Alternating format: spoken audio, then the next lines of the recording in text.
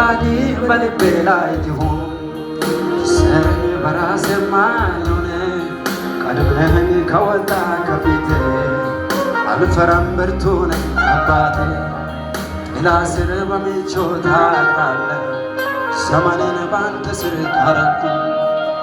የተከፈተ በር ሁሉ ካንተ አይደለም ፍላጎት ላይ እንጂ ለመልካም አይደለም ተደባልቆ የገባ ስኬቴ አውጣልኝ ከቤቴ ሁሉ ሞላበት የሐሰት ገነት ግን ይበጃል አንተ አትለይበት ይሻለለው ያንተው በረሃ